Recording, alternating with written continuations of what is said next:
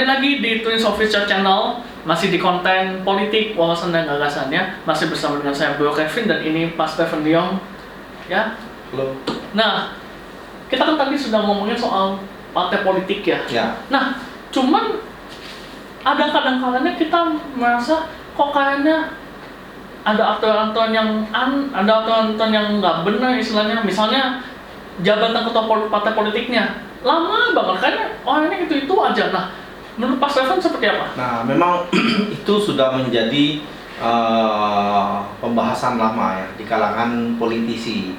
Karena memang ketua umum partai itu memang tidak diatur oleh undang-undang sampai berapa periode. Oke. Itu biasanya di dalam satu partai itu mereka membuat aturannya sendiri. Oke. Nah, beberapa partai yang coba kita lihat ya, misalnya hari ini PDI Perjuangan itu kan partai sudah cukup lama dipimpin Ibu Mega. Nah, iya betul. Kita tidak tahu kenapa, kemungkinan kalau dibilang kaderisasi itu sebetulnya sudah cukup baik di PDI itu kalau saya lihat ya. Oke. Cuman memang pergantian ketua umum itu sampai hari ini belum terjadi. Karena apa? Di daerah-daerah itu masih menghendaki Ibu Mega. Iya Gitu. betul. Tapi kan kita harus beri catatan ya untuk PDI. Kalau tidak dilakukan regenerasi, pertanyaannya mau sampai kapan? Iya betul. Karena sekarang euforia anak muda itu sudah mulai meningkat loh, kepemimpinan anak muda. Semenjak Kaisang masuk di PSI, ini euforia anak muda ini sudah mulai naik terus nih, bergemuruh terus istilahnya. Iya betul, dan ini ada catatan periode kepemimpinan ketua umum ya. Ya. Ini kita ngomongin soal reformasi aja dah. Ya. Karena tahun 98 kan ya reformasi ya kan ya. Ini Megawati ini unik. Ya. Dia tahun 93 udah mimpin, sampai 98 itu sebelum ada perjuangannya, kata perjuangannya. Ya, betul. Tapi dia mimpin dari 93 sampai sekarang. Sampai sekarang, berarti sudah berapa puluh tahun ya? 30 ya? Ya, segitulah 30. 30 tahun benar dong? Betul, 30. Nah, 30 tahun. Nah, segitu lama loh. iya, karena memang mereka itu di PDI itu merasa memang partai PDI ini partai Soekarnois gitu. Kenapa bisa seperti Karena kan leadershipnya ini Bu Mega. Bu Mega ini anak biologisnya Bung Karno.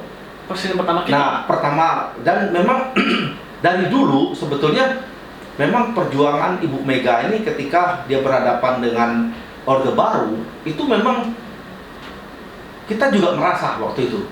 Kebetulan saya 97, 98 tuh pernah aktif lah di PDI ya, cuman sebagai simpatisan. Kita di Jakarta Barat dulu yang waktu kampanye kita mengeluarkan banteng 11 meter, kita ada caleg, kita ada jagoannya. Iya, iya. Nah, jadi historinya kita tahu gitu. Dan beberapa memang sempat terjadi pergolakan di PDI waktu itu. Salah satunya waktu ada rakernas untuk ketua umum, pemilihan ketua umum. Jadi salah satu yang mencalonkan diri itu sekarang kalau nggak salah ada beberapa kader itu ternyata akhirnya tidak terpilih. Iya. Dan yang terpilih kembali Ibu Mega. Gitu. Kalau nggak salah Pak Dimyati Hartono dulu. Coba di searching ada itu biasanya. Oke. Tapi kalau nggak salah dia udah almarhum.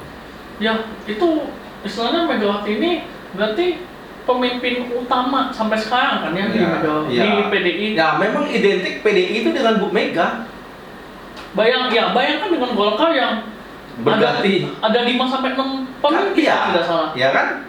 Yang terbaru Erlangga. Ya. Sempat dualisme yang di video sebelumnya kita bicarakan juga. Ya. Kan sebelum itu Novanto.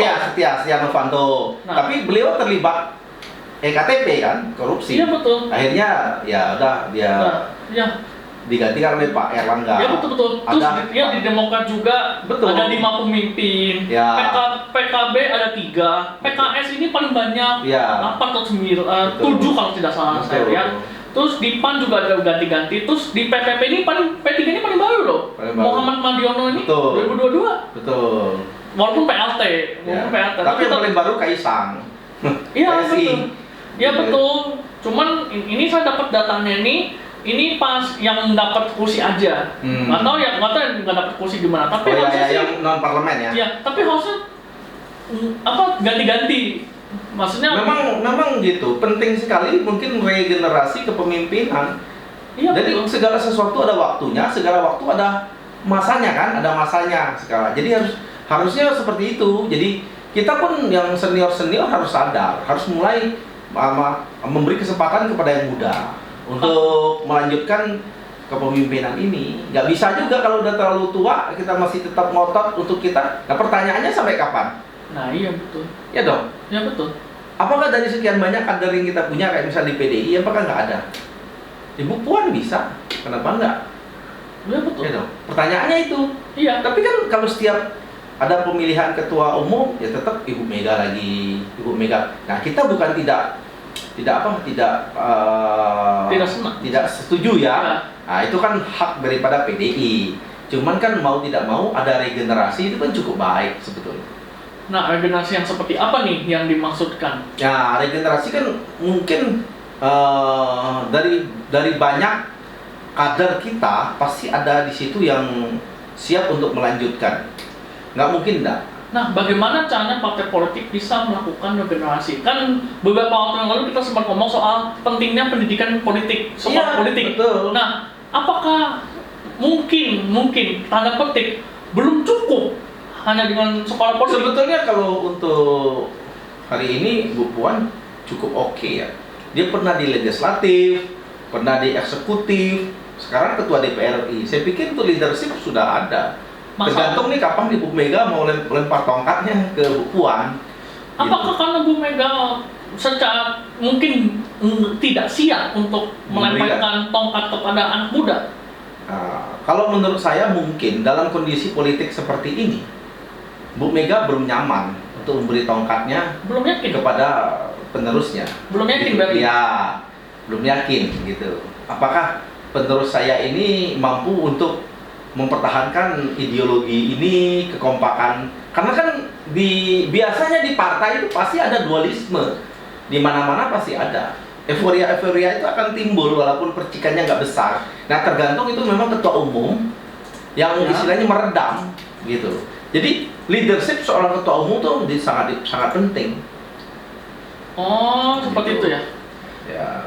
Nah, ini baru-baru ini ada satu tulisan di media Indonesia. Ini dia mengukur dampak kepemimpinan anak muda dalam skala global. Ya. Nah, ini di Eropa ini udah terlihat Mulai ya? sebelum 80-an malah. Iya, udah mulai. Nah, kepala pemerintahan Eropa itu sejak awal tahun 80-an itu rata-rata 67, dulu 70-an. Ya. Tapi tetap tua. Ya. Tetap tua. Nah, kalau sekarang dari pemimpin Uni Eropa 27 itu 9 juta itu 40-an udah jadi leader. Oh, Jadi leader itu luar biasa. Nah, di Indonesia tentu bisa dong. Bisa, sangat bisa. Sangat bisa. Banyak sekali. Karena katanya demografi anak muda di kita banyak ya. Karena kita tahun 2045 kita bonus demografi. Bonus demografi itu yang anak-anak produktif yang sekarang tuh yang umur 20-an. Jadi misalnya kayak saya gitu. Iya, masuk itu. Gitu. Oh. Nah. Tapi kenapa balik lagi yang kita bicarakan waktu itu? Kenapa kan akhirnya tadi pas beberapa waktu lalu pas kan sempat ngomong, aduh anak muda kayaknya nggak tertarik banget sama politik. Nah, itu menjadi PR kita bersama sebetulnya. Terutama aku bilang, kenapa hari ini partai politik tidak mengkaderkan anak-anak muda? Secara nyata. Iya. Iya dong. Yang senior kita tarik ke atas.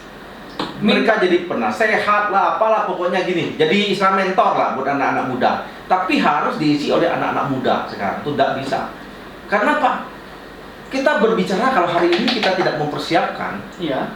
Terus saya mau tanya, 20 tahun lagi apa yang terjadi? Kayak kita, udah umur 80, 70. Apakah kita akan berpolitik terus? Dengan anak muda tidak punya kesempatan. Ya betul. Betul. Nah, itu nggak bisa. Mau tidak mau, kita harus mulai mempersiapkan mereka. Jangan kita merasakan mereka tidak mampu. Kalau mereka tidak dikasih ruang, ya nggak bisa lah. nggak bakal bisa Nggak bakal selamanya. bisa. Selamanya Iya dong. Ya betul. Kita contoh anak muda sekarang ini. Anak muda itu lebih intelektual dibanding kita. Cuman mungkin ada yang perlu dibenahi karakter mereka, ya kan? Itu aja mental mereka. Nah itu yang kita kuatin gitu. Iya, dan ini juga akan memberikan dampak yang signifikan di dunia global bagi Indonesia tentu saja. Benar Iya, tidak? orang gini loh. Jadi kalau kita Indonesia itu sebetulnya negara yang paling kita syukuri. Kenapa? Populasinya cukup baik, bagus. Oh ya betul. Ya dong. Kan orang foto sekarang negara luar itu lagi berlomba-lomba tentang populasinya itu menurun sekali. Indonesia 2045 itu puncak. Oke. Puncak demografi itu luar biasa. Nah, contoh anak muda yang sudah istilahnya berpolitik seperti Kaisang misalnya. Ya, Nah itu gimana? banyak ada Emil Dardak yang wakil gubernur kan, wakil gubernurnya Bu Kofifa itu anak pintar itu. Nah, Itu kebetulan satu apa? perguruan dengan kita.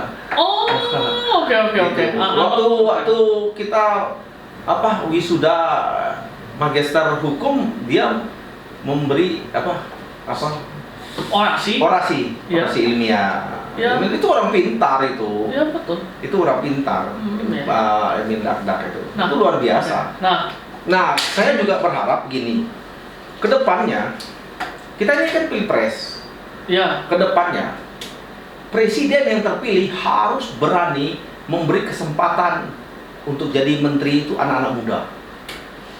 Bukankah sudah ada Angela Tanu itu? Kalau itu wakil menteri. Oh, tapi posisi menterinya? Ya, kalau menteri kita kasih anak muda yang punya banyak Wisnu Tama apa semua dulu kan pernah. Nah, mungkin di dalam perjalanannya itu dia perlu bimbingan. Tapi harus diberi kesempatan. Nah, bagaimana Gitu. caranya? Kalau kita berpikir mereka tidak bisa dan nggak bisa terus kapan mereka belajar? Nah, bagaimana caranya kemudian pemerintah dan negara secara umum itu membentuk istilahnya pemimpin yang berkelanjutan anak muda, karena kan anak muda pasti akan menjadi ujung tombak negara. Iya. Nah, itu bagaimana caranya pemerintah bisa membentuk satu sikap bahwa anak muda ini harus dibimbing menjadi pemimpin yang berkelanjutan. Ya, itu sebetulnya salah satu lewat partai politik bisa. Yang tadi ya, yang soal Jadi contoh nih, misalnya kayak Bro Kelvin ini ahlinya di mana? Misalnya di keuangan, udah tinggal kita gembleng, fokus di situ. fokus. Oke, ada yang ahli hukum misalnya, ada yang ahli ekonomi, ada yang ahli IT. Nah mereka ini kan nanti bisa ditempatkan. Ya, betul. Ini sebetulnya bagus. Kasih mereka tuh wakil menteri kalau kita belum yakin. Wakil menteri dulu. Jadi wakil menteri dulu. Iya dong. Nanti 5 tahun dia jadi wakil menteri, saya sangat yakin dia udah bisa jadi menteri. Gitu. Dan itu sangat bisa dilakukan. Oh sangat lah. Sekarang teknologi itu udah jauh. Kita sudah, kalau yang tua-tua ini udah gaptek semua. Ya, Kan betul. sekarang, tapi yang saya tahu nih banyak sekali Ya.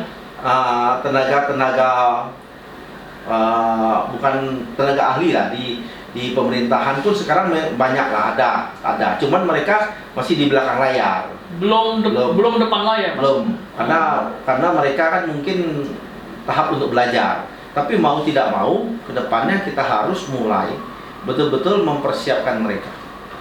Iya betul. Karena 20 tahun lagi kayak kita mana bisa. Nah untuk sekarang, apakah perlu dilakukan kolaborasi antara yang tua sama yang muda? Ya, itu boleh. Bisa tidak? Nah, Bisa ya? Saya juga menyarankan mungkin jabatan, ya kita ngomong jabatan ketua umum partai lah. Iya. Minimal itu juga harus dibatasi.